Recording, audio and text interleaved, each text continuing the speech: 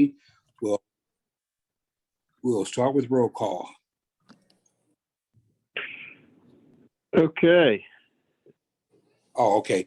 Please note that in conjunction with Ohio Sunshine Laws and substitute House Bill 51, the committee has decided to convene the meeting via video conference. In accordance with Ohio Sunshine Laws and substitute House Bill 51, the committee has advertised the meeting on CPP's website in advance and has provided a link for members of the public to listen and view the meeting. The meeting will be recorded. A copy of the meeting minutes, including any documentation, will be available on the CPP website under the area Who We Are, Leadership, Meeting, and Schedule Minutes as soon as possible after the meeting. Okay, now we'll do roll call.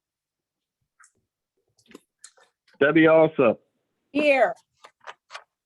Verlene Dotson, Here. Barry England and Christine Fisher are both expected absences. Marcia, Here. Anthony Hobson, Here. Melissa Hutchins. I'm here. Gary Lindgren, Dr. Owens, Present. Crystal Perkins, Laura San Regret, Here. Bishop Tate, Sally Westheimer. Here. We do have a quorum. All right, thank you. Okay. I will accept approval of the minutes for the March 24th, 2022 minutes, unless someone has some questions or some additions. I make a motion to accept the minutes of the March 24th, 2020 meeting as submitted. Thank you. Is there a second? I second. All right. All those in favor? Aye. Opposed? Opposed? Minutes accepted. Okay. Executive mission moment. Little Dr. Promise Owens, Preschool. Yes. before we go on, can we make a correction on today's agenda? All right. Let me see today's agenda. Can you pull that up?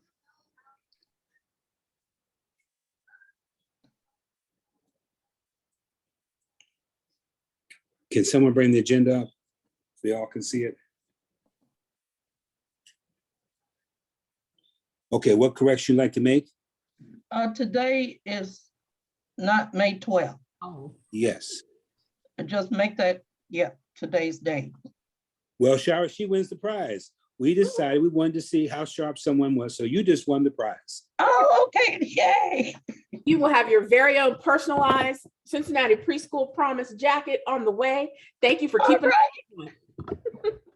Oh, wow. See that? Yes. All right.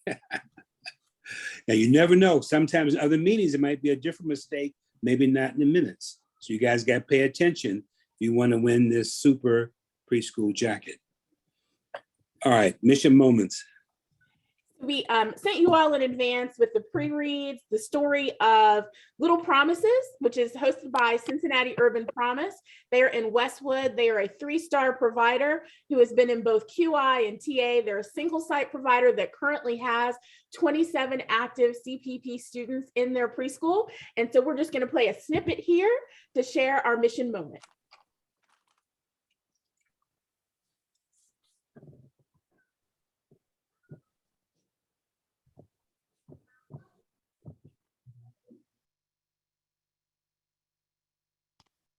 Whoever's playing this needs to unmute. Filling it out. I can tell the Ohio on the west side.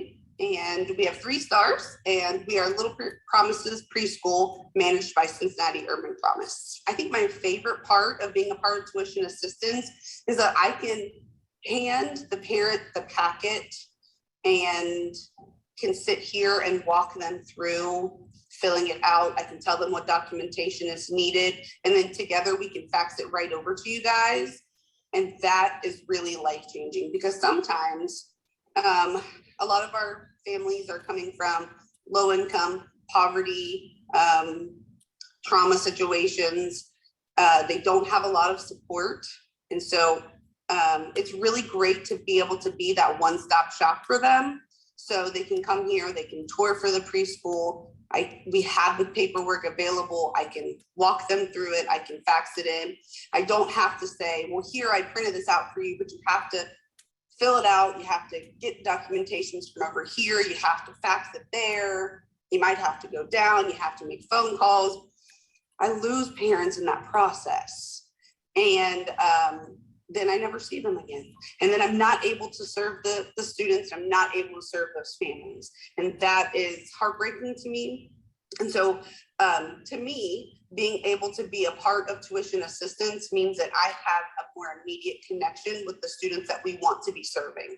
Because we just, not only do we serve our students, but we feel like holistically, we try our best to serve our families as well. So if, to me, I'm not just losing a 3-year-old, I'm losing an entire family that we could be reaching and enabling them to just have more for their life, or more access to resources and education for everybody in the family. So it is really wonderful that they can come here and I can do all of that for them.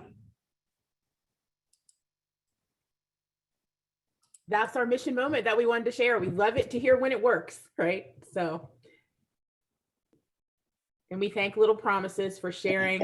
As I said, view the longer clip. It is part of the storytelling that we're doing to really feature how Preschool Promise works and what it means to families in the community. Okay, I think We'll move on to the executive director's report.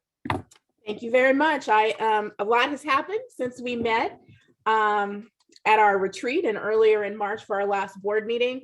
I circulated a narrative report. There are a few things I wanted to highlight for you. One, that ODJFS has done a temporary waiver of co-payments for families. We anticipate that that may last for 3 to 6 months. It's part of what they designated at the legislature to make sure that families had more access. So that is, again, giving a little bit of a budget grace for us and others as well to eliminate those co-payments for a short period of time. Also, to talk to you about the American Recovery Plan Act funding. The outreach continues thanks to the strong leadership of 4C for Children in helping providers to apply for their stabilization grants that came from ARPA funds. The end of phase 1 of those grants happens May 31st. We have been doing targeted outreach, making individual calls to providers who are in danger of not meeting that deadline to make sure that they have all of the resources that they need, any information that they need, that they are connecting with 4C as well. And I can't say enough on how grateful and appreciative we are to 4C in leading the way. They had a webinar today that very carefully outlined all of the resources available, how to apply for the stabilization grants. It is also important to remember that not every provider wants to apply. There are a lot of unintended and collateral consequences to that as well. Some people may not have receipts or the cash up front that they were able to work with on a reimbursement basis. Someone may not want to have that extra cash influx at this time because, again, as we always talk about, pushing someone off the benefits cliff. I also included for you in the pre-reads to be mindful of the maximum amounts that were available to each provider, so that the narrative as we continue to talk about it is there's so many resources and so much money for preschool and childcare for you to be very aware of what those maximum amounts are for providers for type A, for type B, family child care programs, and others. We know that statewide, ODJFS has shared with us that the utilization of the stabilization grants is about 60% of providers who are actually eligible. We wanted to make sure that, again, that we did a personal touch to all of our providers to make sure that all those that wanted and are eligible were taking advantage of it. You also received in your pre-reads an outline of a proposal that has gone to the mayor and before the city of Cincinnati, as well as a companion proposal that was presented to Hamilton County Commission. Again, thank you to 4C for leading the effort to talk about how ARPA dollars can be utilized to strengthen the workforce pipeline, to encourage recruitment and retention. You will see that proposal is for about $4.8 million, and it has prioritization of 2.4. Those are specifically resources that are almost impossible for a provider to get on their own through stabilization grants. They are things that are helping people get into the pipeline, not reimbursing and paying for people that are already there. Again, not only do we want to say thank you to Vanessa Freitag with 4C, but also Patty Gleason with Learning Grove, as well as Margaret Holbert and the Ohio Organizing Collaborative with Tammy Lunan and Prentice Haney, who have been leading those advocacy efforts. Please expect to receive correspondence from them for a call to action. Well, they will be asking you to reach out specifically to members of City Council and to raise your voice to say how important this funding is to supplement what we already have, to stabilize and keep the workforce moving forward. On the next slide, you also see it's our hot time. It's open enrollment season for us. You will see these beautiful bus wraps on our buses. You'll hear radio ads. We hope you heard us on Radio 1. You will see billboards. It's an all-out push for re-enrollment and enrollment for the fall. Also, we were very pleased this week to receive a wonderful gift from the Village Preschool of $20,000. Specifically to support the Smart Start backpacks for the back to school jam, for ongoing sessions with PB&J and music education, summer equipment that may be some pools and water sports that providers ask for, and for a transportation pilot to really help CPP students when we shared with them in our strategic plan how important it was to focus on regular attendance and doing that. So we're very appreciative to them for that gift. They will be out at the back to school jam to present and share that with us. And unfortunately, it was because their preschool had to close. And so they wanted to make sure that the resources went to something that was in alignment with their mission. This will enable us to buy a really nice book for all of our preschoolers who are enrolled to be included in the back to school pack with a special note in it, acknowledging and recognizing the Village Preschool in Anderson for their contribution. What's next is our dashboard. As usual, you will see that we now have 2 yellow areas that are really related to professional development sessions and participation. As we shared with you before, our offerings are lower than expected based on what provider needs and requests are, and that some of the sessions that we're offering for professional development are not necessarily OKRA approved because they are focusing on business supports, mental health supports, other things that providers said they needed. These are yellow because I do not anticipate by the end of the fiscal year that we will reach our goal, which was very aggressive. And we've shared with you at previous meetings why we think that those professional development goals were set a little high, and we'll adjust them going forward. I will ask you to note that we are above goal for tuition assistance enrollment, also above goal in teacher promise grants, almost to goal at staff support fund with 2 additional cohorts that will be offering those resources to providers before the end of the fiscal year. And we leveled up with our new QI providers as promised. We're at 23 of our goal of 30, so we're almost there. So that is our kind of snapshot of our dashboard. I'll take a pause to see if anyone has any questions before I move to current enrollment numbers as of May 20th. Also to note on the left side, the closures year to date are still 5 permanent provider closures with 2 temporary family child care program and 1 temporary closure of a parochial school. Please note that these are permanent and temporary closures. It does not have a report on decreased capacity or decreased seats available related to staffing and other things. So we're proud that we don't have many permanent closures, but that doesn't mean that the crisis is quite over yet. Shara, you stated that under new QI providers, you're 23 out of 30. The 23, where are you in terms of your expectations? Are you happy that you're at 23 at this point in time? Or are you saying, no, we're really behind and we're are you at your point or above or behind? We are about where we expected to be because Okay. we provided you entrance because it's a complicated process with the application and getting caught up and assigned a coach and approving a plan.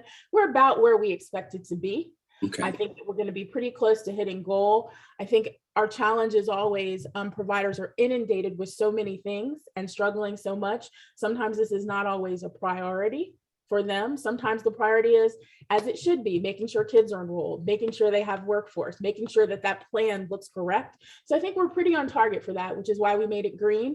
We will have an opportunity to do one more cohort in admission before the end of the fiscal year. What do you need to be successful? Is there anything that we can do on our part, or is it strictly providers finding the time? I think it's providers providing the time. I think, as always, what we ask of the board is, in all of your contacts, as you're out into ambassadors and community, that you make sure that we have essential talking points when you hear conversations about it, to say there is still a need for quality improvement support for providers, right? There is still a need for that individualized coaching. There is still a need for supplies, because the narrative in many cases is people are hearing the hundreds of millions of federal dollars coming down, the ARPA dollars, they see our budget in dollars. It's still important that providers have a dedicated quality improvement plan, coach, and resources to help them provide the best learning environment for their students. So we need you to be ambassadors, and when there are opportunities and you may meet providers, introduce us to them, right? Because we work in partnership with 4C to say, where do we fill the gaps and how do we give the boost? They're also on the ground doing this work as well. Okay. Okay. On the next sheet, you'll see a snapshot of our enrollment. Can you go back just a second real quick? I'm sorry, Mr. Chair, interrupting. Can you, I heard you say about the closures. I don't want to misunderstand. So where are the closures at? Are they concentrated anywhere, or are they kind of spread out, or? We can give you a breakout for that, and we'll send you a follow-up of what neighborhoods those are in and the sites, as well as the type of provider. I have a backup sheet that we may be able to pull before the end of the meeting to tell you where those are specifically. We can give that information to you. Okay, thank you. And I had a question too, sparked by Dr. Owen's question. Are you going to speak at all at the meeting today about the speaker from Tennessee that we heard the other day? Is that? A little bit, but now is a good time, right? We were going to talk a little bit about data, but to that point, we were also waiting. We know that, so let me back up and say, Sally, now's a good time to talk about that and to share your reflection. Dr. Farron, who led the study in Tennessee that talked about the value and the impact of high quality preschools on later learning, as you know, that we all talked about.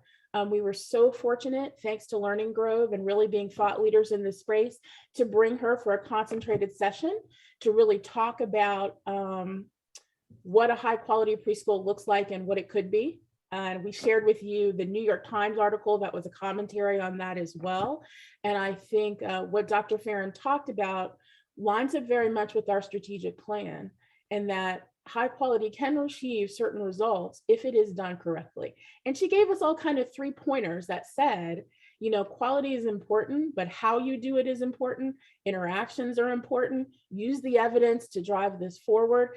And, you know, 3 simple things that she said is make sure that there's a curiosity about every child, make sure that it is a learning and growing environment in the space that you are, and really kind of charged us up, where we first kind of thought, well, was really discouraged by the outcomes in the study. But if you listened to how she broke it down, what she described is very consistent with the models that we have and what we're driving for Step Up to Quality and High Quality, knowing that Step Up to Quality perhaps should be the floor and not the ceiling of what we do, and that it is up to us to define what we say is kindergarten readiness. That may not be a rigid score.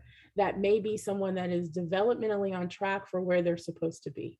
And so that is part of what we'll be doing with the strategic plan. But I think everyone could benefit, Sally, from you sharing your ideas as well, until we get that full slide deck to push out and share with everybody so they can be as excited as we are. So just to add to that, this was the study that said kids who attended high quality preschool turned out with worse scores at 3rd grade and 6th grade and so on. And of course, everybody got their talking points about why, not really that it was a flawed study, but we all had our dukes up and were defensive about this research. The Tennessee programs met all of our surface descriptions of what constitutes quality. The teachers had degrees, the child step ratios were appropriate, everything looked good on these abstract, or not abstract, concrete measures. But the teachers were essentially, I'm generalizing, but largely were pushing kindergarten, first grade, down to kindergarten, down to preschool in terms of their approach to learning, and not really treating these young 4-year-olds and 3-year-olds in a developmentally appropriate way. Shara was talking about the coaching and why it's so valuable. And we've had so many providers who think the goal is for it to look like school. And the more it looks like the teachers and parents' image of school, it turns out is not good for kids in the long run. So it's a real shift in the approach. And I think the coaching that our team and our contractors do are on target with this, but a lot more work to do. And if I may just kind of give you a life story on that. So my granddaughter goes to one of our high quality centers. And for a while I was disturbed because I'd say, so what'd you do today? And she said, I did artwork and played with my friends. I mean, this was her like every day. Yet there was a period of time where the girls were staying with us, and my husband was driving her to school, and they were having conversations about astronomy and planets and the sun and the stars and botany and, you know, all these other things that it's like, okay, so they're doing more than just artwork and playing with their friends. You know, there's learning. It's a different way of approaching things and getting them to grasp those concepts. Because I was really concerned. I had conversations with my daughter, like, are you satisfied with what she's getting? She's like, well, yeah, because, you know, and she gets the reports and all that. But I'm sitting there like, artwork and playing with your friends. But again, it's a testament to a different way of teaching that, you know, we have to embrace, as long as if the child is being prepared. The end goal is to be prepared for kindergarten. And yeah, but not in the, you're absolutely right. Not in the way we sort of thought about it with writing and reading and knowing your colors. Patty Gleason is fond of saying that no child ever graduated from high school who didn't know what the color purple was. And, you know, like teaching the kids colors as an outcome is not, it's more the conversation, the interaction, like your grandchild is like engaging her mind. That's cool. Yeah. Through play. Yes. I'm sorry that Terry England is not with us today. She had a graduation in her family because I think she has done the most vivid explanation of it I've ever seen, and how you set a child up for a session, whether you give them a pre-copied sheet to color or you give them a blank piece of paper, and walks you through what the differences are and how you interact with the child and learn from that in a way that made it crystal clear for me for the first time, and how that can be different. So we will send that slide deck out to you tomorrow. It just arrived in my email. Thank you, Patty, for that, to make sure that you have it. And I think integrating the recommendations that Dr. Farron made and what she talks about is an ongoing part of our dialogue and how we implement our mission, right? It sparked something, I think, in all of us. And it's an opportunity that we have to be very deliberate and intentional about how we do quality.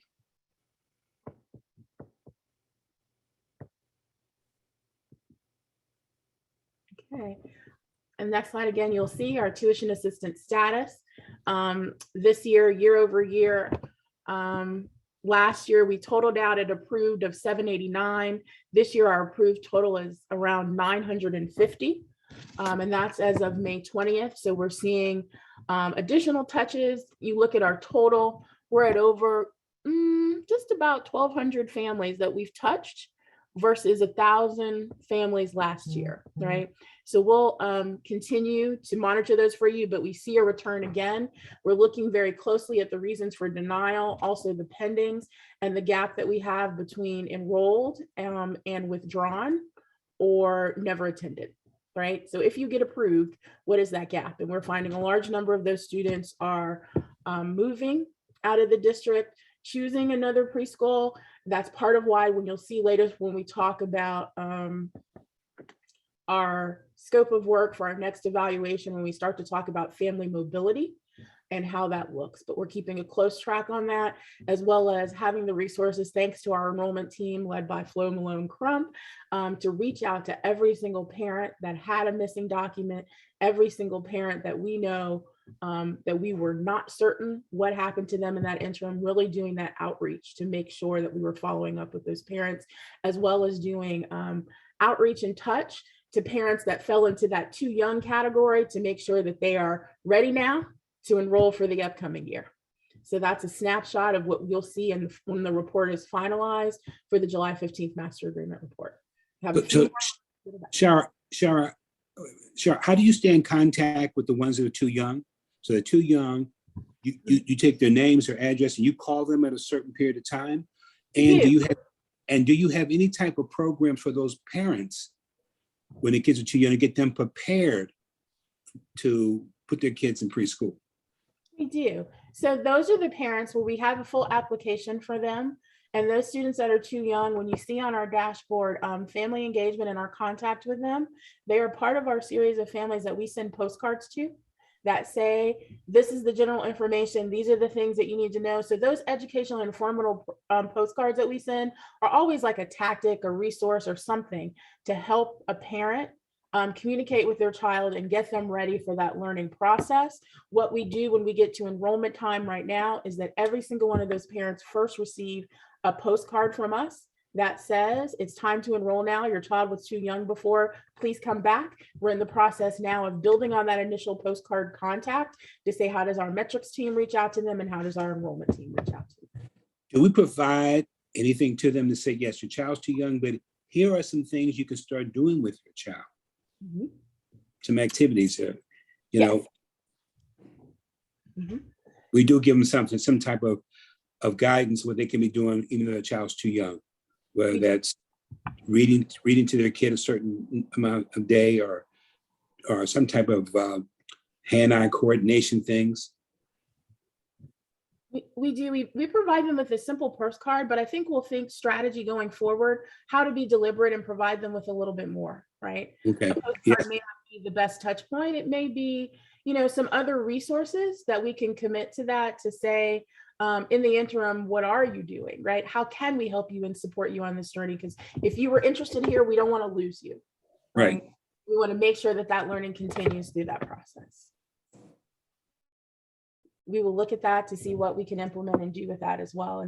And that may be how we use some of our resources, right? To purchase books and other things. We have great kind of packs that we have, Smart Start packs in our office that we've been curated, that's had professionals kind of look at it. Brittany has led the way in the developmentally appropriate things to go in that I think we could extend to share with some of those parents as well, because we are looking at almost 100 parents that were in the too young category.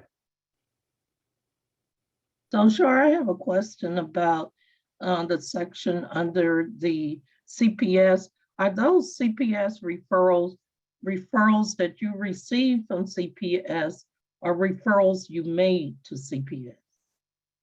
Those are referrals we received. Okay.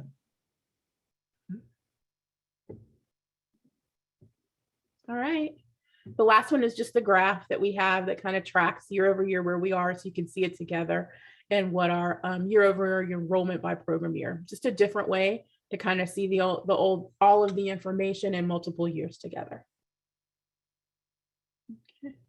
The other thing before we jump to strategic goals is to also give you an update in terms of the master agreement negotiations. As you know, we have a red line version that we sent over to CPS. We do know from the Finance Audit and Growth Committee that there is a team that is reviewing that. We did get word, thank you, Vera, for sharing with us that that Vera, along with Dan Hoying, legal counsel for CPS, and Jen Wagner, the CFO, are looking at that master agreement. We anticipate a response any day, to legal counsel, Jake Purcell, who was working with us on that. As soon as we get that response, we will reconvene the master agreement committee. Thanks to all of you who are serving on that to help identify and determine next steps. Our deadline is approaching very quickly. At June 30th. And it was top of mind when I met with the superintendent last week to share with her that that deadline is coming up. Please know that as we move closer to that, we'll be pushing harder to get those negotiations accomplished and always have a contingency plan if that deadline cannot be met to the satisfaction of both parties, to have a temporary extension if needed. So that's where we are with the master agreement. We move on to the strategic plan, Dr. Owens. Yes. Okay. So thank you all for participating in our April 26th strategic planning session. You will see again where we landed at the end of the day of the strategic plan, high level goals and objectives for 2022 to 2025. If you will flip to the next slide, you will see kind of our next steps and the process working on the strategic plan, along with the great facilitation by Ann Maxfield. Also came templates for action plans that the staff will now develop based on each of those metrics, each of those objectives, to define our metrics, set timelines and owners, how we merge and align our current dashboards and strategic goals with the new ones identified during that session. Working very closely with the governance committee for some board education topics on how we define the key terms and metrics. How are we defining enrollment? How are we defining high quality? All of those things are important as we build out the plans.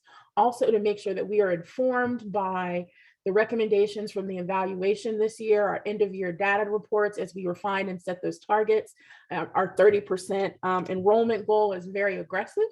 And we'll have to see when we get the access and reach data based on the ACS data, the census data, what our actual pool of students looks like, to see how achievable that is. Also to use things like Dr. Farron's study in Tennessee, the new study that has come out in emerging data to help us define those terms and set those plans. Finally, in terms of measuring our project progress and success, we will have a quarterly strategic plan dashboard that will accompany the dashboard you're used to seeing. Anne is more than willing and excited to have an annual review once a year, again in April, to align where we are and our progress on that strategic plan, to see if there's anything that we need to update, and also a strategy for sharing the accomplishments and the achievement of these objectives with our key stakeholders.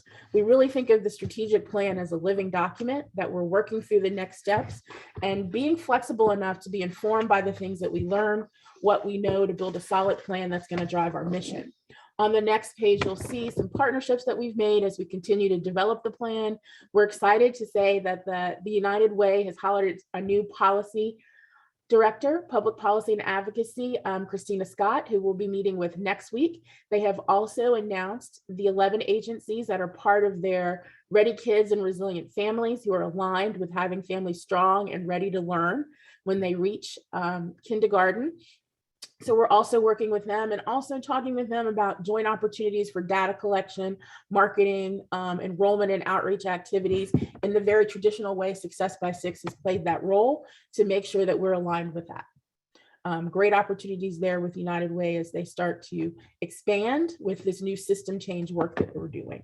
We're also developing strong relationships with ODJFS, particularly as we continue to track the ARPA funding and what happens with that, as we look to see what happens with the mental health bridge pilot program that was funded with ARPA funds that specifically addresses one of the things that this board prioritized, which is the mental health and support of our children, our providers, and our families, and also trying to see what opportunities there are with the Ohio Benefits Pilot Project. Hamilton County was one of the pilot sites that creates a joint application that if you apply for benefits in Ohio, that application will also serve in some cases for your application for childcare services and resources and vouchers. If there is an opportunity for us to innovate and to automate and to share some of that information to make the application process easier, to track our data easier, we want to take advantage of that. That's what many counties have done in partnership with ODJFS, and we want to explore the opportunity for us to do that as well. We're also always glad to be part of the Ohio Local Preschool Initiatives. I don't know how many of you may have seen on 60 Minutes this weekend, Hope Toledo and their Cradle to Career plan was featured in the work that they're doing. The things that we've chosen to focus on as the Ohio Preschool Initiative this year is, of course, workforce and making benefits accessible to all of our community providers in the workforce, focusing on best practices in mental health in the environment, and how we share our data and outcomes to drive our impact collectively around the state, and as always, a focus on equity. So these are the things and the resources and the partners that we have that we'll be working with as we refine the strategic plan to bring back to you data and information on a regular basis, and to provide the governance committee with as they help us outline the next steps for that plan. The last slide that I wanted you to see is our challenges and opportunities, just so that you have some talking points, and we'll send these out so that you all know how we are going about talking about what our work is and what we do in the ABCs of the Preschool Promise. I think Tony got to get a preview of this when we presented to the CBC and the CRBC Education Committee, and it was very well received. What you'll see on the side is how each one of those talking points kind of lined up very well with the objectives and the goals from our strategic plan, right? So when we go out in the community and present to drive our mission, we talk about the importance of the workforce, how important quality is, providing holistic support to families and providers, that we're still in a time of stabilization, and to make sure that people know Preschool Promises focus on enrollment and attendance to achieve that kindergarten readiness, however we may define that. So that's a kind of a snapshot in how we talk about our work. That is, at this point, our first alignment with the strategic plan. That's kind of where we are with that.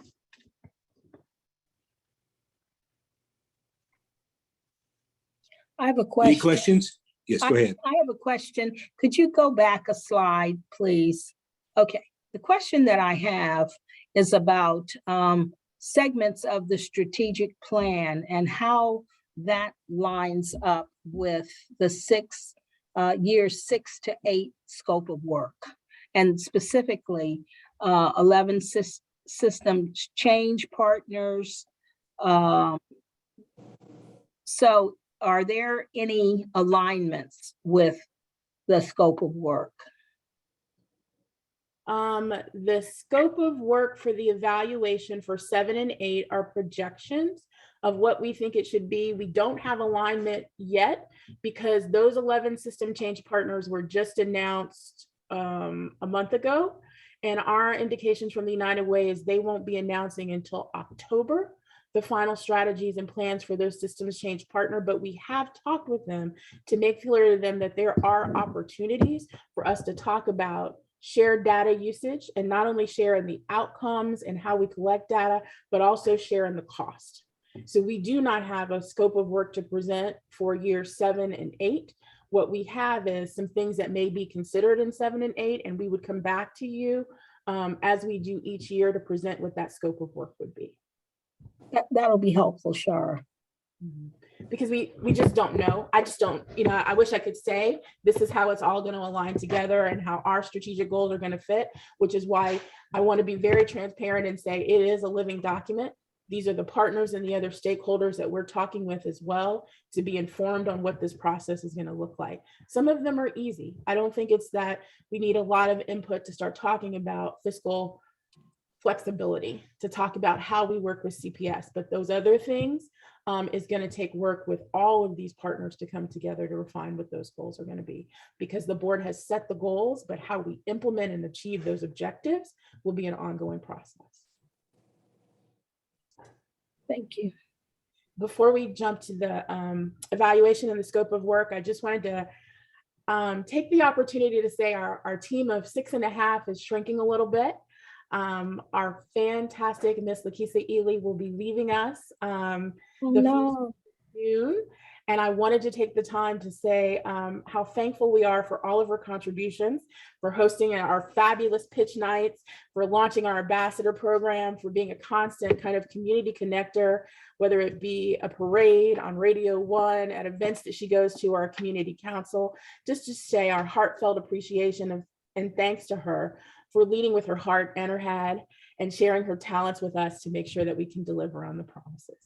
So this will be her last board meeting, and I wanted to have the opportunity for all of you to join me in recognizing her for being such an important part of the promise for the last 4 years. Thank you. Thank you, Keisha. Yes, good luck. Thank you. Thanks for all the contributions. Great. Absolutely. Thank you very much. You really were a great asset. Thank you. Thank you. Hopefully I'll see everyone in the community, and just keep me in your prayers as I transition to something different and something for my life. So thank you. And that's important. Life Yes, is ma'am. important. Trust Yes, me. ma'am. Yes, ma'am. Okay, evaluation years 6 to 8, scope of work. So we conducted a RFP process to get to this. It was pretty effective, rigorous. We had one responsive applicant, and that was Innovations. Our review panel gave them a unanimous endorsement to say they are qualified to do the work. They also had some recommendations following that RFP of things that we needed to clarify and be sure of. Once we got that endorsement and the initial responses, we then began to work with Innovations to refine the scope of work so that it was more closely aligned with the strategic plan and the things that we had identified as things change that we need to go forward with. You will see in this evaluation scope of work for year 6, the proposed enhancements. All of these represent things that were recommended at the end of last year's evaluation or discussed in the strategic planning retreat. You saw those in the cover letter, and in the information that we sent, they were highlighted in blue, so that you have those as well. The longitudinal cohort analysis of milestones, this is what you mentioned, having that longitudinal study that was done by CPS and Innovations and Success by 6 was so critical to saying the impact that the preschool promise had and high quality preschool has on readiness when we went back for levy time and to show proof of concept. The mobility analysis of CPP families, I think Dr. Owens, this is something that you raised at last evaluation time, so that we know the shifts and things that are happening in the city, so that we know really what our access and reach is, so that we don't lose any children, that we know where they are and how they're moving and what those trends are. The landscape review of our immigrant, bilingual, and multilingual populations, not just focused on the Spanish population, but in our Latina population, but multi-groups to do an assessment to determine where there's a need and they may be gaps. And also our preschool initiatives best practice report that will include how individual jurisdictions are using ARPA funds, as well as longitudinal studies for other areas and what we can learn for not only best practices in how we evaluate and assess what we're doing, but best practices in how we implement the goal of kindergarten readiness. So those are the key enhancements. On the next slide, you will see a comparison for year 5 evaluation report, the new things that are going to be in year 6, and the things that were considered for year 7 and 8, but not included in the scope of work. One, we didn't include a deep analysis of the equity policy because, as we shared at the last meeting, that is under revision that we need to do, that we came aware of when we tried to seek vendors. Doesn't make sense to evaluate a policy that we're implementing for the first time after the board reviews it, probably at our annual meeting when we make changes to policies. Workforce recruitment and retention did not ask for a deep dive of teacher wages this year because all of the initiatives that we are doing with partners and others have a data and reporting component, that it was not the best use of our resources this year to do a deep dive. We know what the challenges are. We need an opportunity to implement things that address those challenges before we do another deep dive. And also a request for disciplinary and behavioral data.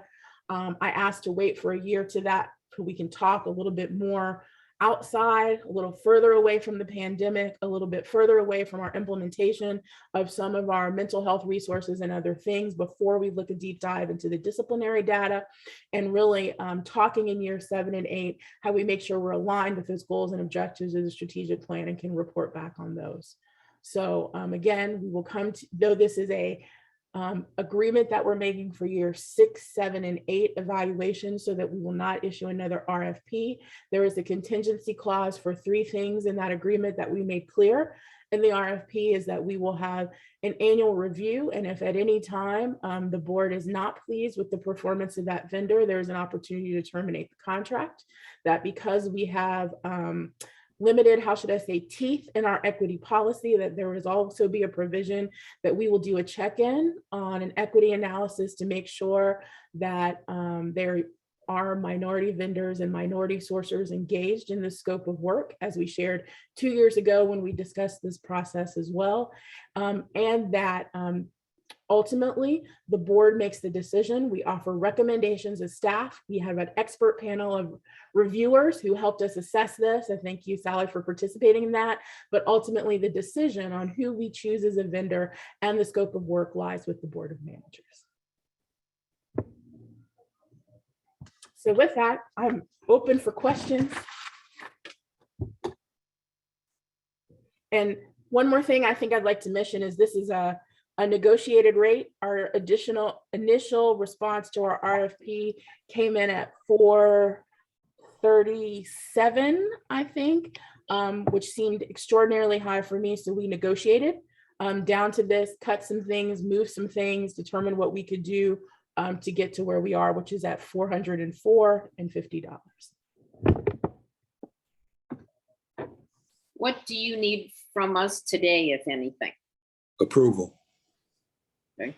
Well, before we go to that, Shar, go back to the slide, the one before this one. Yeah. So under the scope, mental health, the one after this one. Yeah, this one. The mental health for the children, are there any scope where we tracking those referrals of families and children and focusing on that aspect, as well as how do we know how many referrals are made for these children for ISFPs, and whether those referrals were accomplished during this year? Or are those families we making referrals and we're not tracking? Because what it says to me, in order for families to be successful, we have to know what it is that they need.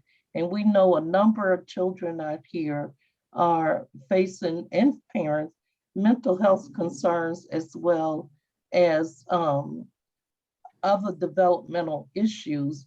And if we truly want to be a support to the families, we need to know what those are, those roadblocks when referrals are made. Does anyone pick them up?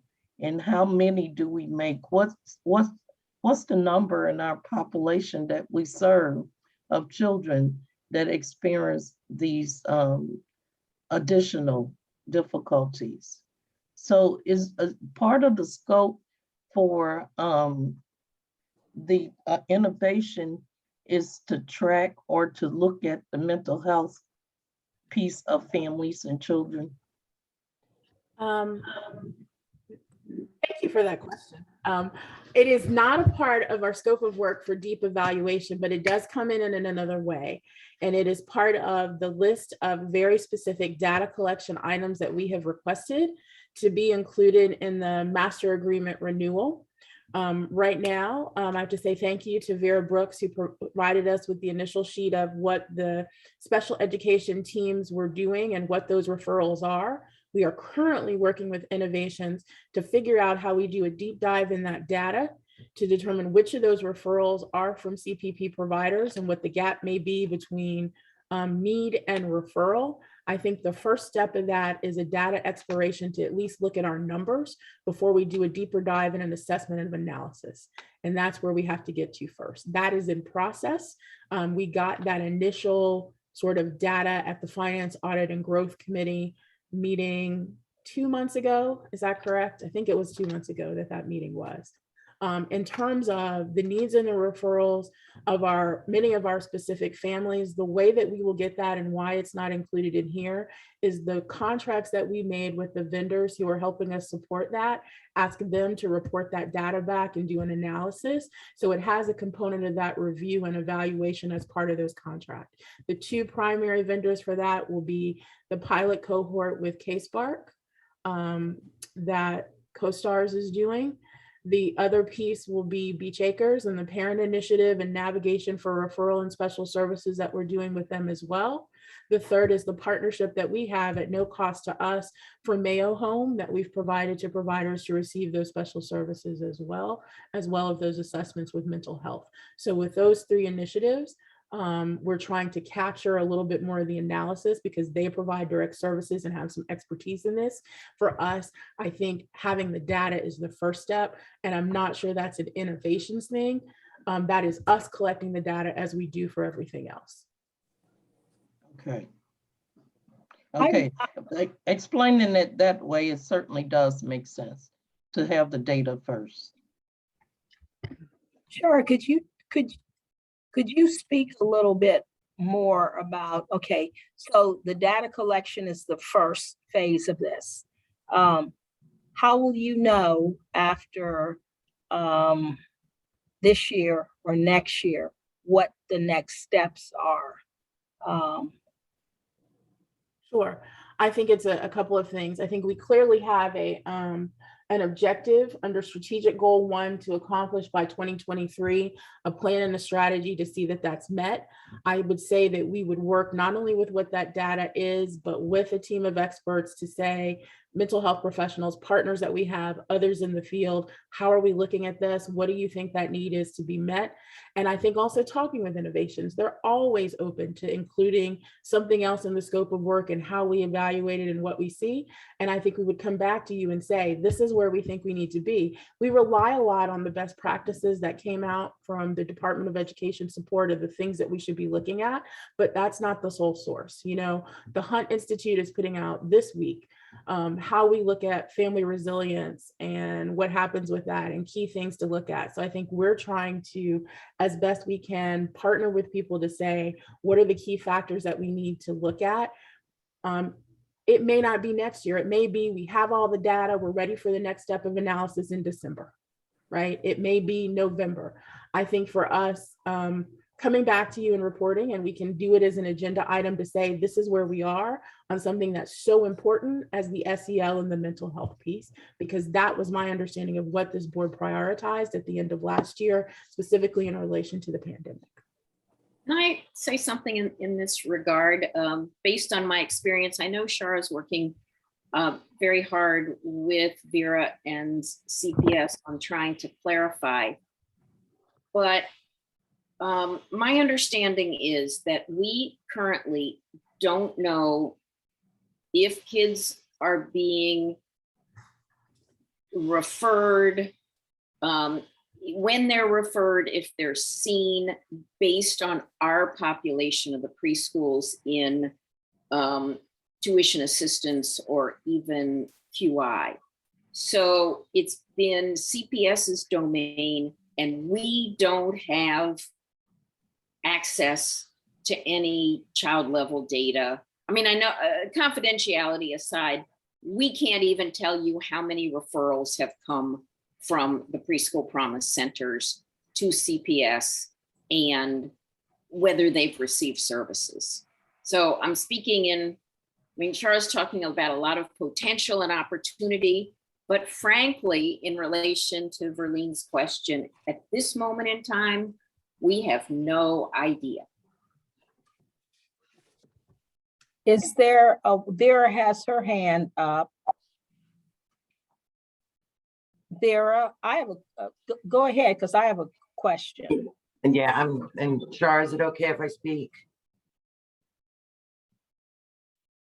That's Dr. Owen's determination. I'm sorry. Dr. Owens, is it all right if I speak? Sure, go ahead. We're doing our best without breaking confidentiality of the families or the children. That's where Shar and I are working. We're trying to work with innovations to see if we can track back the names of where they're coming from. because they are coming from a variety of areas, as you said, Sally, I agree. But a lot are probably coming from a private provider that's part of CPP that has guided the parent to make the referral. So I just agree with Shara, we're working on it. We're trying to find a way without breaking that confidentiality.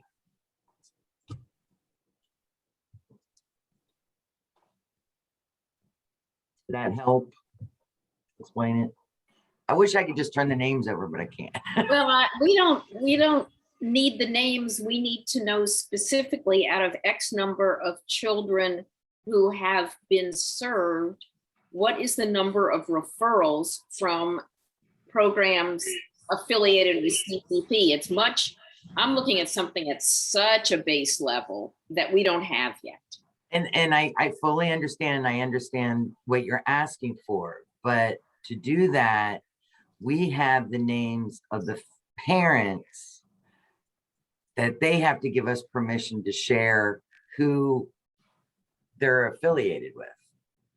It goes a little deeper. I can't just say, okay, it's Vera and Vera was attached to Learning Grove. That's where we're hitting a barrier, because not all families, when they went through the referral process, stated who they were affiliated with. So Does that make sense? So Vera, it does, but Vera, my concern is not so much those few parents that get to you.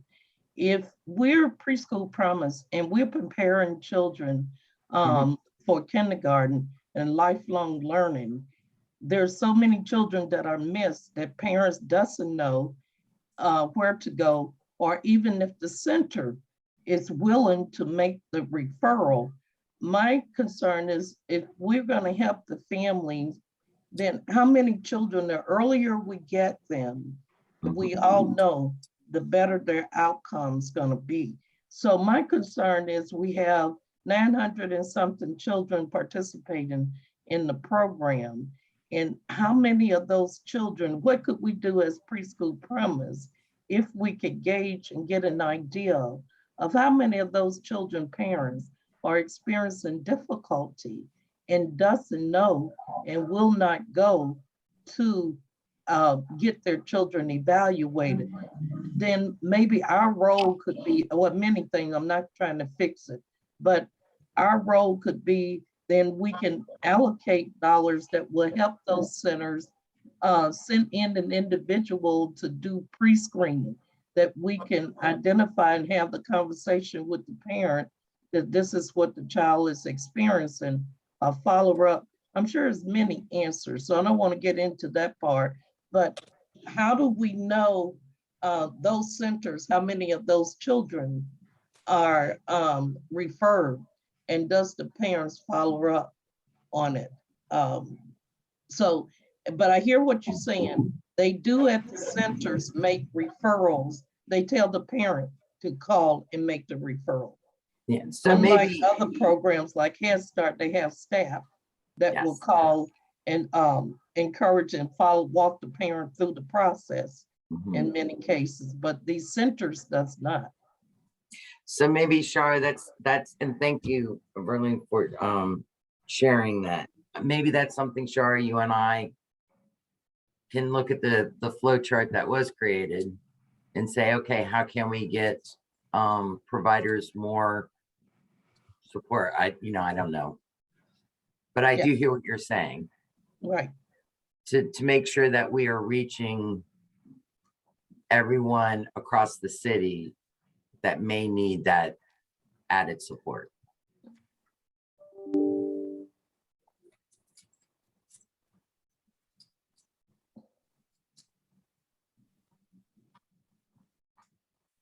Yeah, I think that means that, I think what I'm hearing is to prioritize what we have as objective 3, right? Not only is this a data issue, but to really start to focus on making sure that the needs of every child are met and how we can look at that in the most effective way. And I say it's a big task. We do have some partners that will help us facilitate that. Again, the 3 that I mentioned that are actively engaged in helping us reach out to providers, making their services available to providers to do that.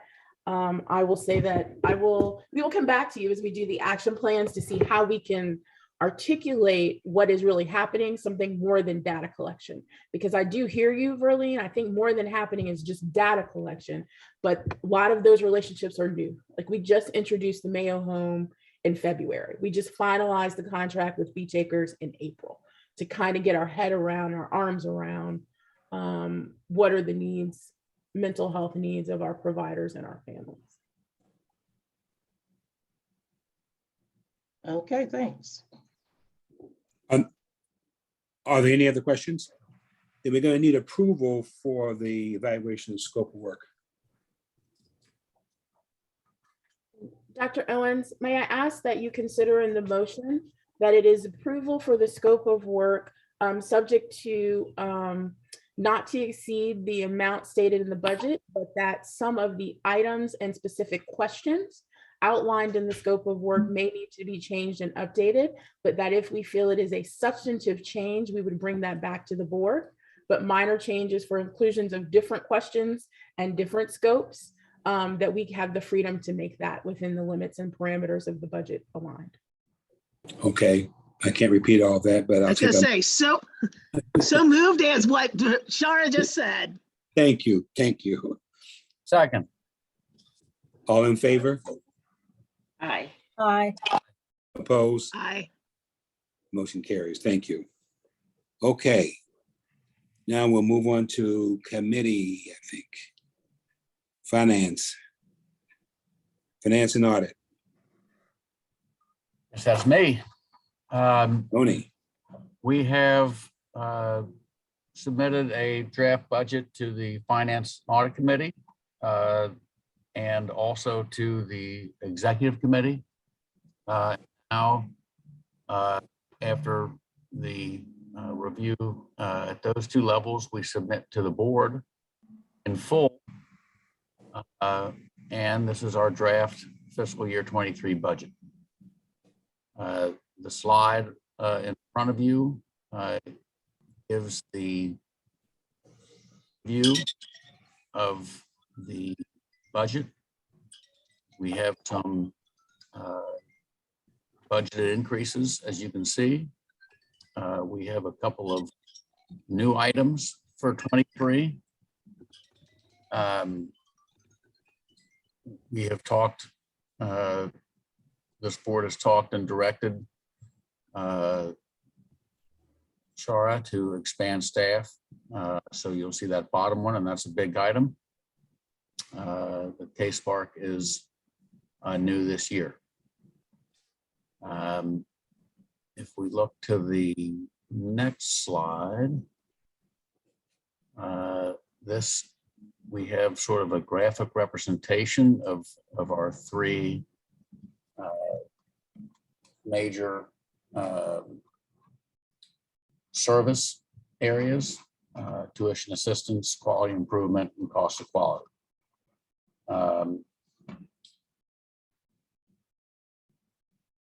This gives a graphic representation of the proposed budget for 23.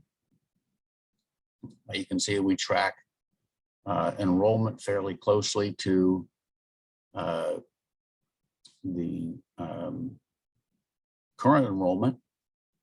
The big difference in the budget from year over year is going to be the growth in the extended learning. And I'll just roll through these slides. That they were all in the packet, but the next slide is a similar graphic representation of quality improvement.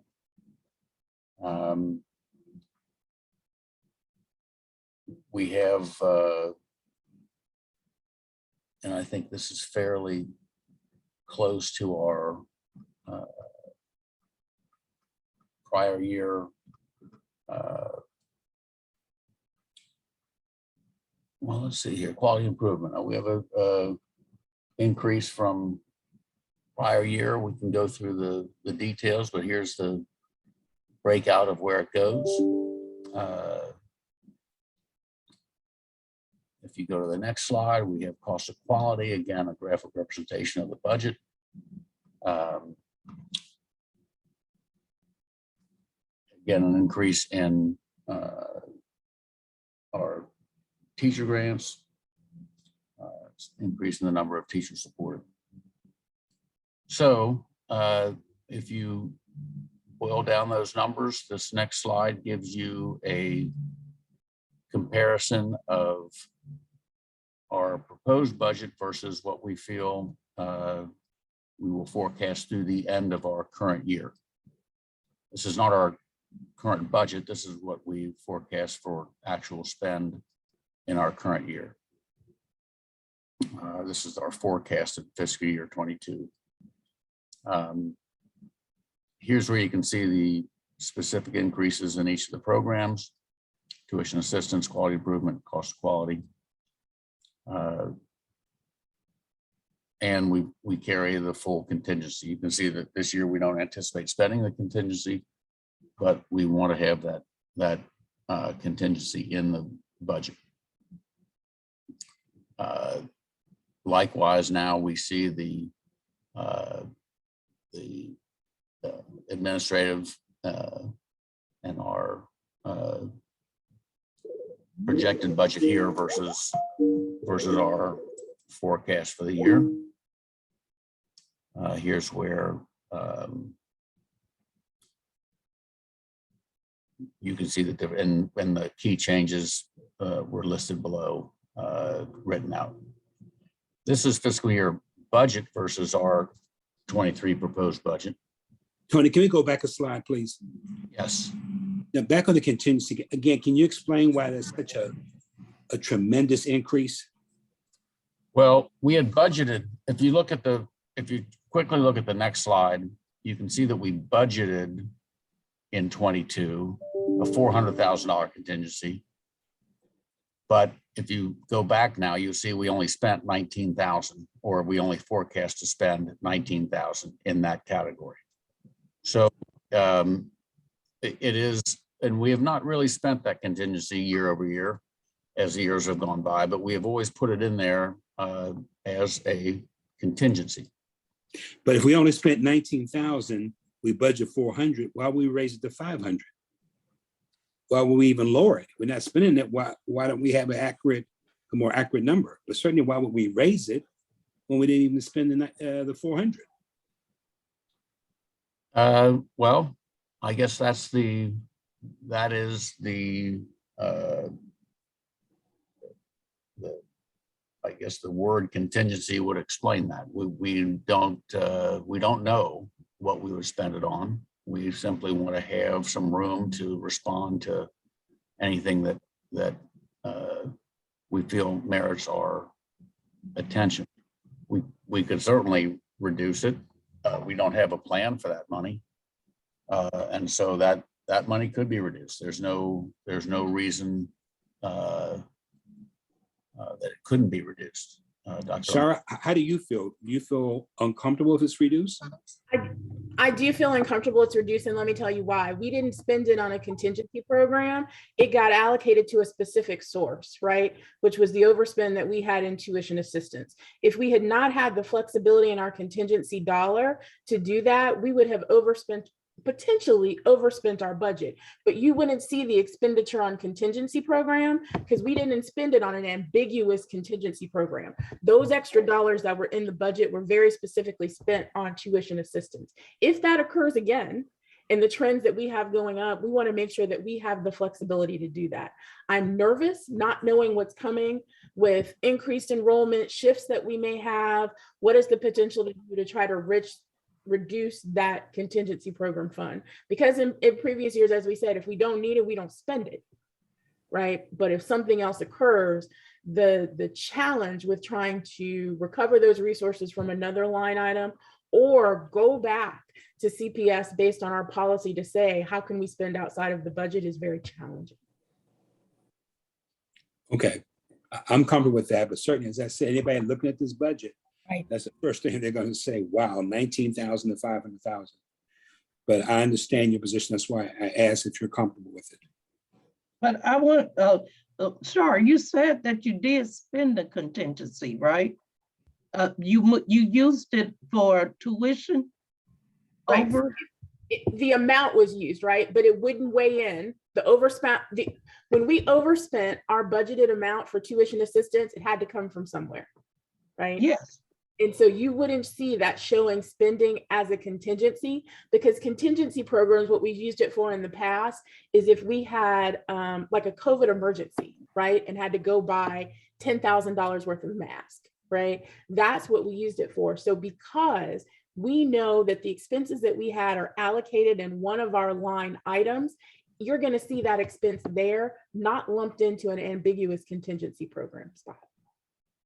So do you not have the ability to modify the budget if you overspending in one line item to move money out of contingency into the item that you project an overexpenditure?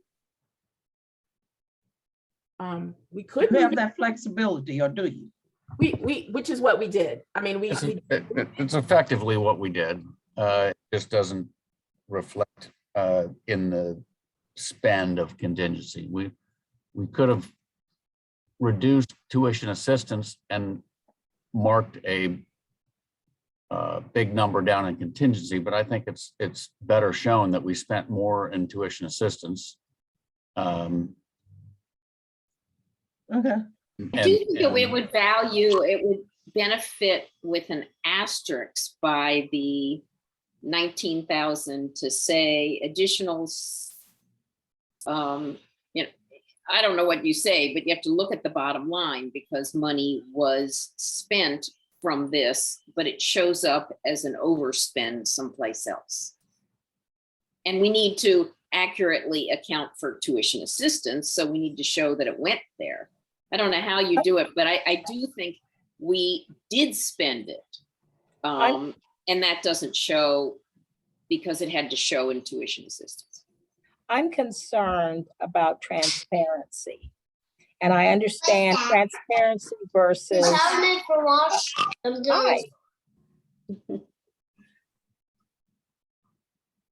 I'm concerned about transparency and accountability, and how we give ourselves the flexibility.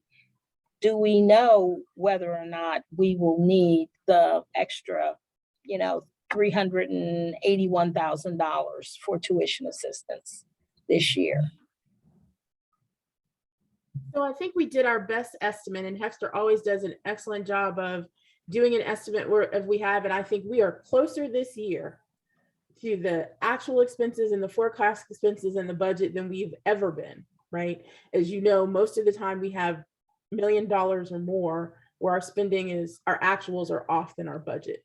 I think we're closer than we've ever been, and I'm open to ideas on how we can be more transparent in how we do that, and what the contingency program and how you would like to, if you'd like us to identify what may be considered for a contingency, or what we feel the concerns are, similar to the key changes in the explanation that's there, to be more transparent.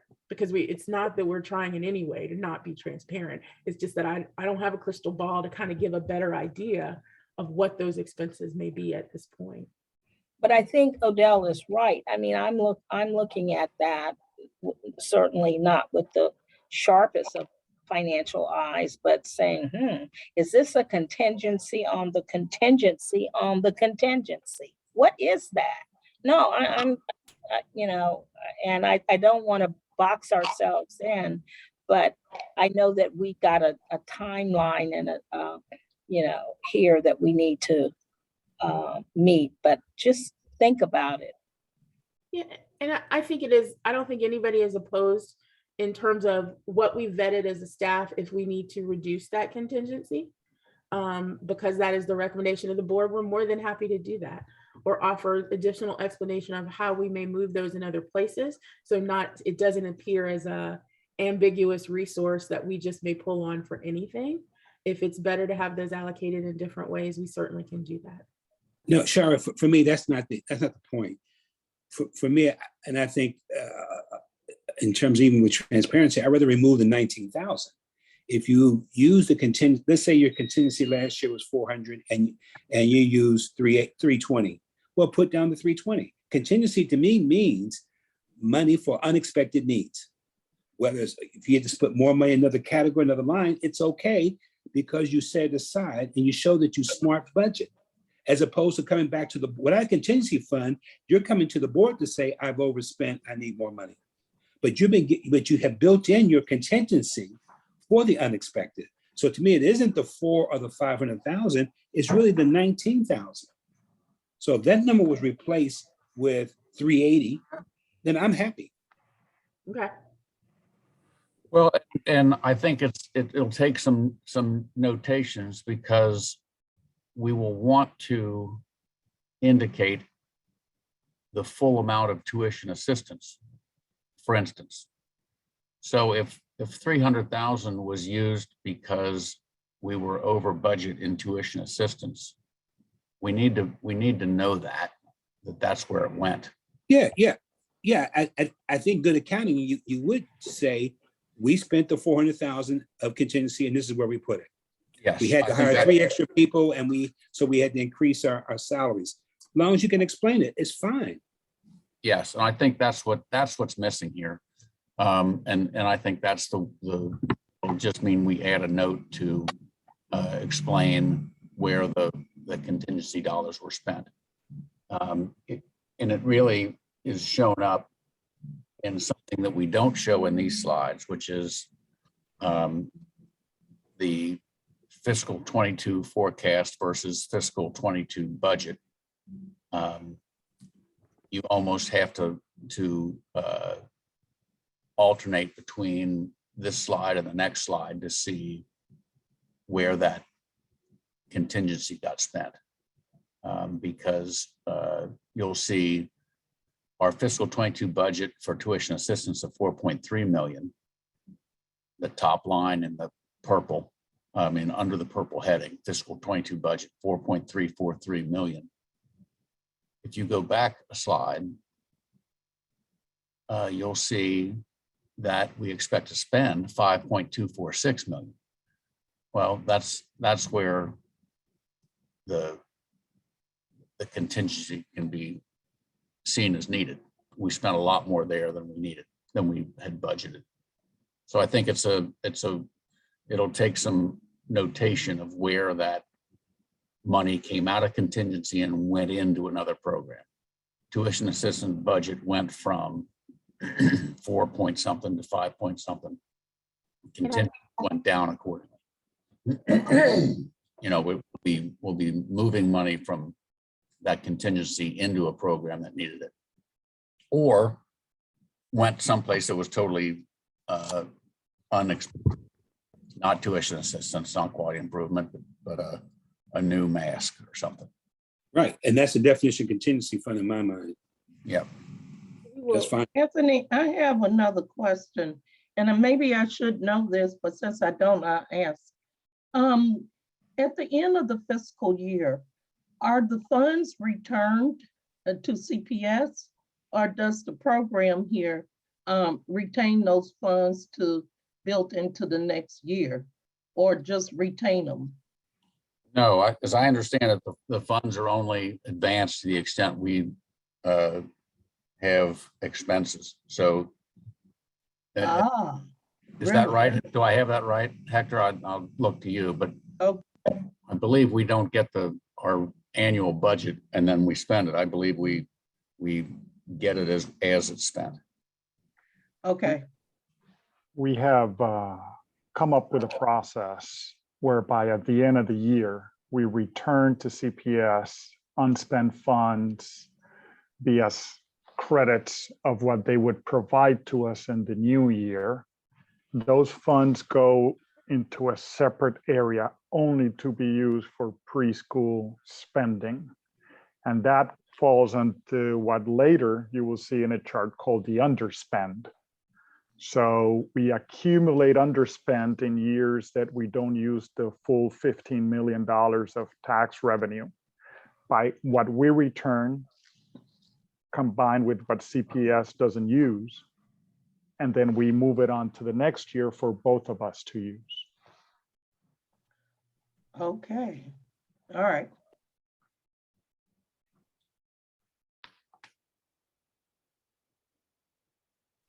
Now, I can, and to, as a, for instance, our fiscal 22 budget had a total of 9.7 million.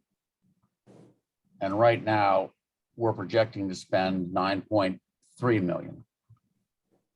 So that balance, that 400,000 would go back into the pot, so to speak.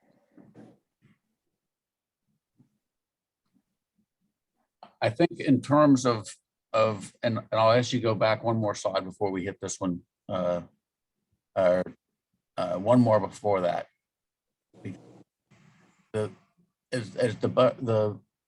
Our board in evaluating this draft budget needs to review the key changes outlined 1 through 10.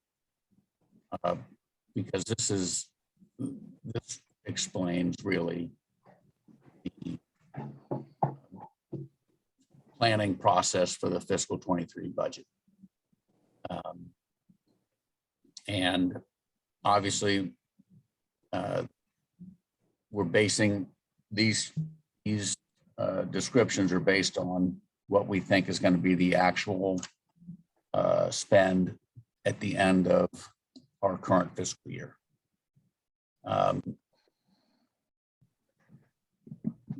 So this is, I think, the most helpful tool to evaluate our draft budget. And the key items were sort of outlined with the first slide on the here. So this gives the a little more some of the key points to consider as we look at this budget.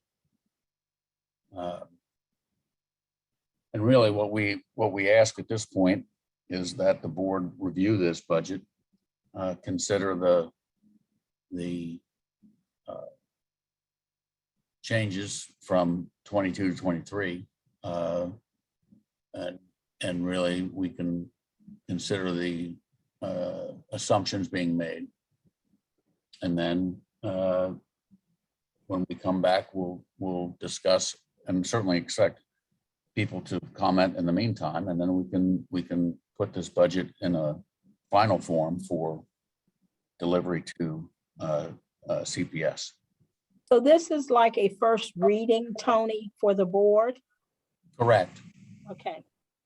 And what is the deadline for us to get this over to CPS? Is it the end of September? Who is better, Hector or Shar? I'll turn that.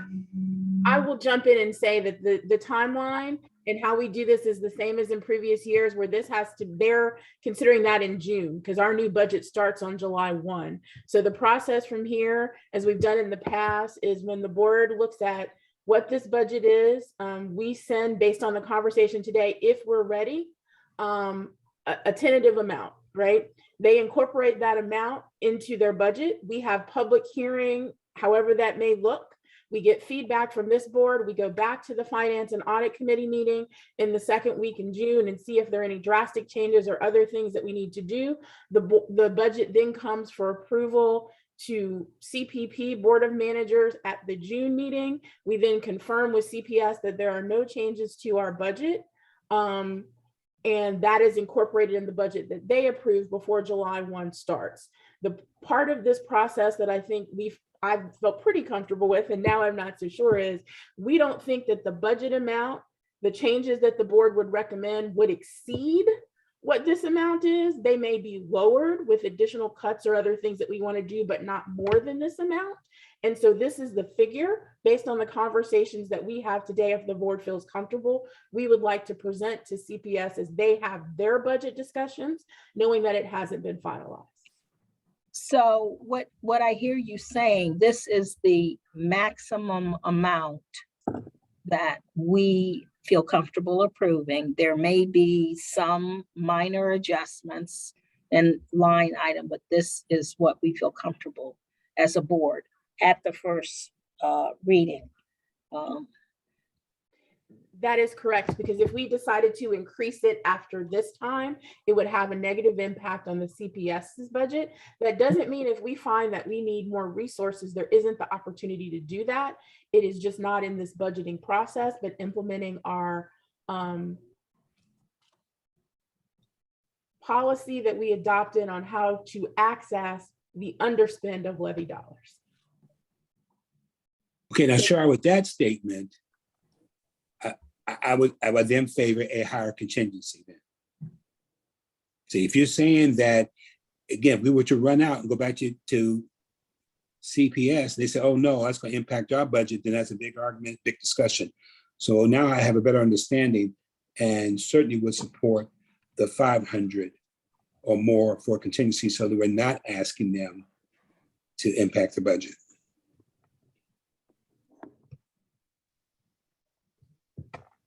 And I think And as you can see on this slide, we are proposing a substantial increase over our 22 spend. We think at the end of the day, in fiscal 22, we're going to spend 9.3 million, and we are right now putting out a number of 11.461. You know, a substantial increase. Which, you know, you see in those key changes is to be spent $1.4 million on our programs and 660 on our administrative. And a big piece of that, half of that goes right to the increased staff that we think is important. And as a board, felt important that we do to help Shara really achieve her goals. So, it's, you know, I would say this is an aggressive ask for us, to increase our spend by over $2 million year over year, 23%. I hope we get there, you know.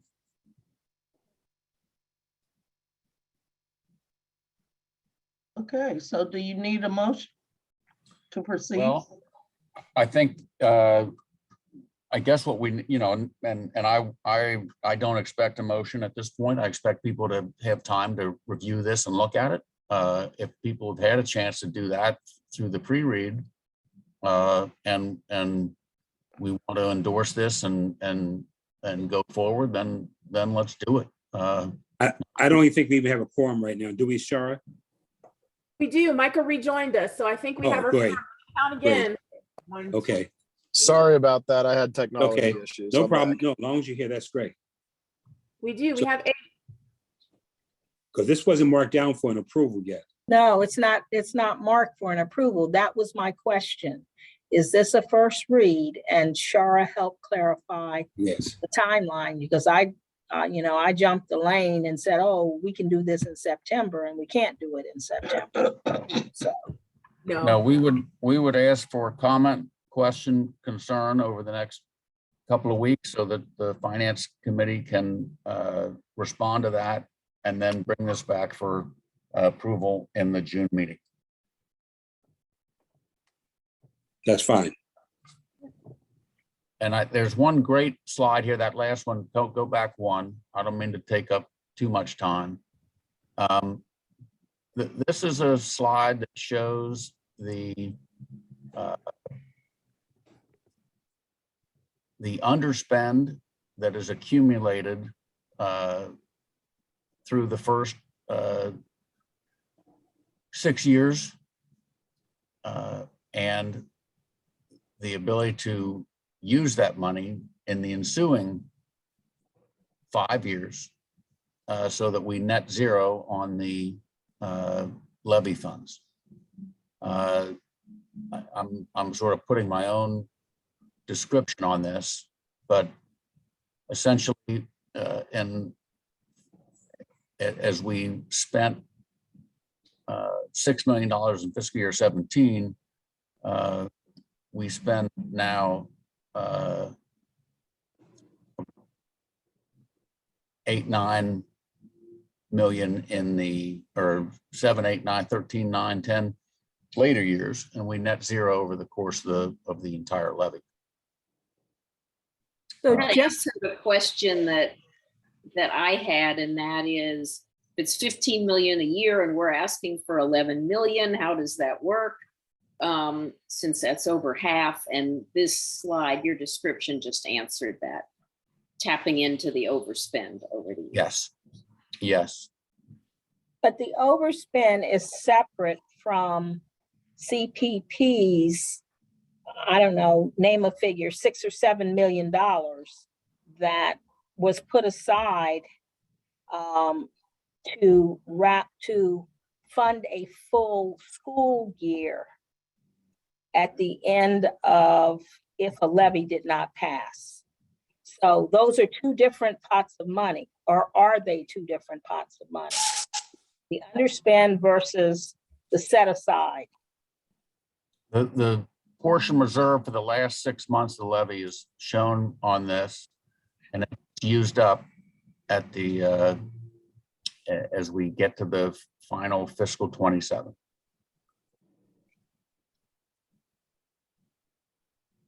So I think that takes into account that final 6-month spend, if you will.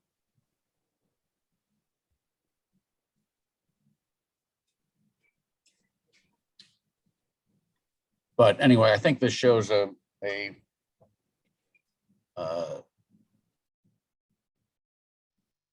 what's the right word? Fiscally responsible run with the current levy.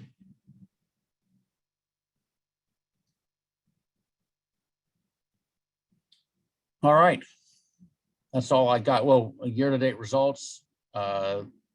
We really looked at the year-end results as projected. We base it really based on our current fiscal year-to-date. You can see that we're currently at 6.8 million. That's year-to-date through March 31.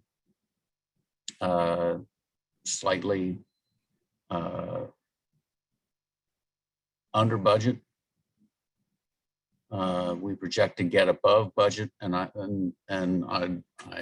the end of our year.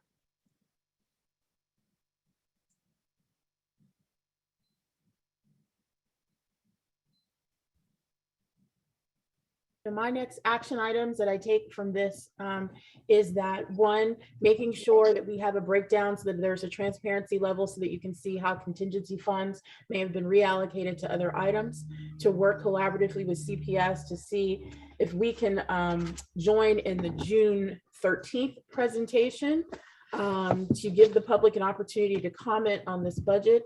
That will allow us to share any feedback at the Finance and Audit Committee and Executive Committee on June 14th, make any adjustments as needed to make sure that you have full information on this budget, any comment and feedback, adjustments that were made, so that Finance and Audit Committee is ready to recommend approval of the budget and adjustments at the June Board of Managers meeting, which I believe is on the 28th. On the 28th.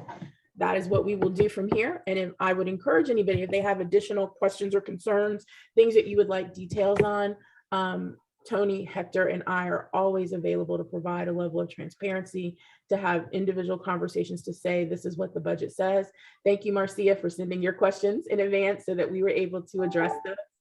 We're always happy to do that, because if we can arm you with the information to not only exercise your fiduciary duty, but to be ambassadors to do that, that helps us. We want everybody to talk the budget talk. So. Okay.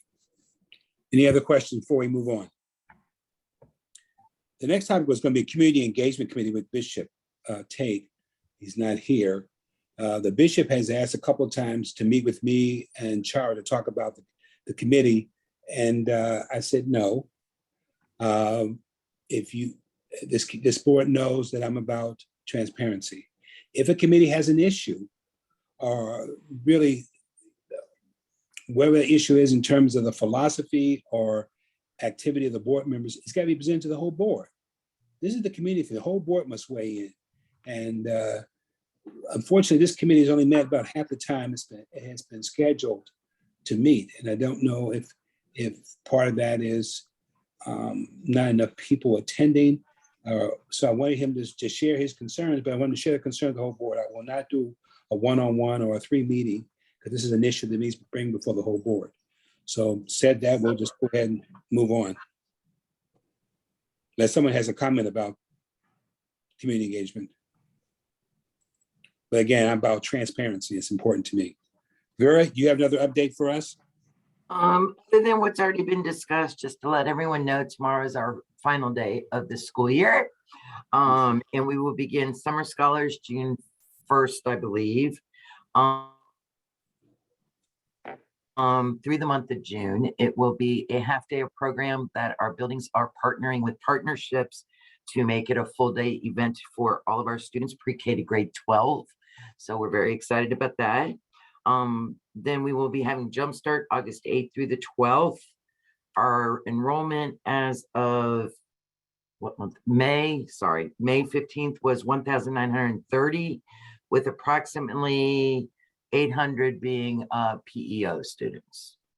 And we're very excited. We're starting to get some data, and I want to share, and Shara can tell me who to share with, but we're starting to get some data in on our STEM pilot that is coming back very, very positive of the impact of growth through discovery, play, and interaction, which I was thrilled to hear you all talking about earlier this evening. The impact it's having on our students' understanding of science and mathematics. And I think that's it, because Shara already addressed the master agreement with Dan Hoying. And I think that's all. Okay, thank you. Any questions for Vera? Are there any observers on the call that have some comments? Well, I'm an observer, and I just want to wish Miss Lakeisha Ely the very, very best in whatever her new adventure and journey is, and thank her for her partnership through all the very hot summer days of recruitments and things like that. So thank you, Lakeisha. Okay.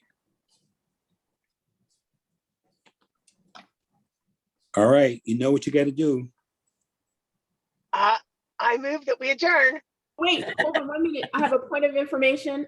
Dr. All Owen, Michael was not on the call when we took the vote for innovations. So we were one short of a quorum. If we could ask him to weigh in, that would make sure that we have a quorum. Everything is good. We're ready to move forward.